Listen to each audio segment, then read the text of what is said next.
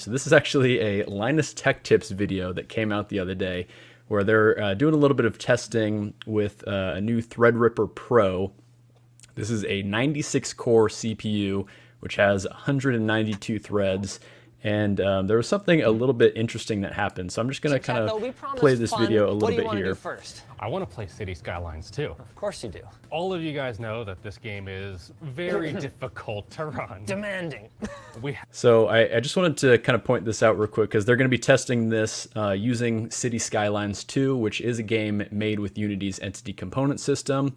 They kind of were mentioning some things about the performance and all that in here.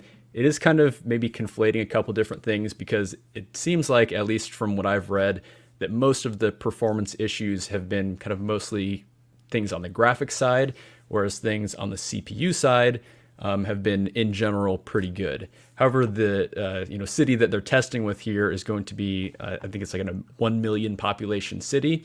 And of course, when you're simulating, 1 million people, the CPU is going to get taxed pretty well. Have a million population city. This was sent to me by Biffa. Our system would simply. So I'll just go ahead and play the part where they actually open up the system profiler here. This game would use the CPU cores you gave it. I have. So here is all 192 threads. You can see basically the CPU on these. The reason that I wanted to bring this topic up is just because there is a little bit of an interesting observation here. You see that not all the cores are actually being used. So you can see that there's about 64 of these cores that are at 100%.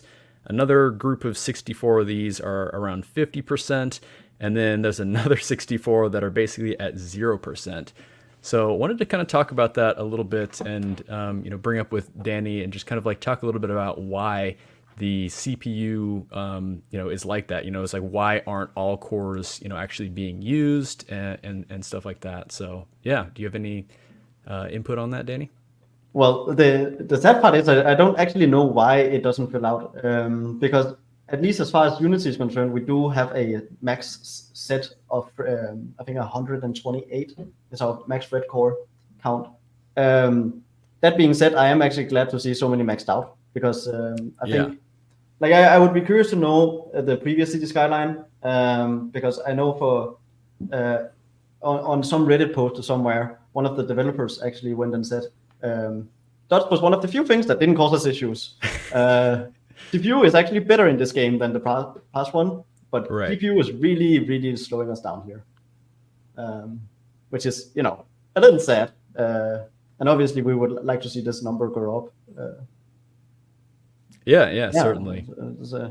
Yeah, and no, I think you're right. I think the last one, it wasn't using, dots or any type of entity component system. And I think from what I've heard that was one of the biggest issues with the first game is that it was very much CPU bound, especially when you got to, bigger and bigger cities. So they kind of fixed the CPU problem, but now they're very much GPU bound. But still, it is interesting to see a game that can actually tax a $10,000 CPU this much, but it would be cool to actually maybe in a future update that kind of removes some of those limitations to actually see all 192 individual threads running on there. Yeah, no, I totally agree, and I also I expect to see this number grow as they figure out what is happening on the graphics side. Maybe they're going to spend some of those cores doing some, occlusion culling or something like that. Right. I know it was definitely partly also due to Entity's graphics initially not being as good as it is today. Like, it didn't have as many features, certainly. Like deformation, I don't think was a thing back then. Because if I'm not mistaken, the City Skylines does not use Entity's graphics, right? Because I think they had kind of noticed some of those limitations and issues early on, so then they kind of ended up, doing kind of essentially their own implementation? Yeah, exactly. And this was long ago. Some of those features have made it in, as far as I'm aware. But no, they're going their own path, and you can see that in the DLLs. And some people have already broken it way more down than I have here. Made whole blog posts.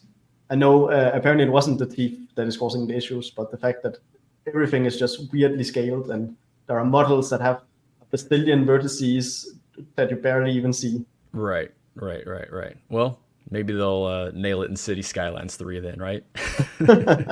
Hopefully update this one actually. Yeah. That would kind of be the ideal situation. But so yeah, anyways, that's kind of what I wanted to talk about. I thought it was funny that in the Linus Tech Tips video, they did kind of like a showcase on something with this many cores, and we actually kind of ran into a limitation of Unity seemingly right here, where we're kind of like hitting a core count limit. So that would be nice to see that limit get removed, but obviously not practical for 99.99% of people. Not at all. It was also kind of funny seeing you mentioning this video on the proposal, because Right. this video did show up internally as well. Someone did go, "Hey, why is that? Why why are we not seeing everything here?" Yeah. So good to know that it's on you guys' radar.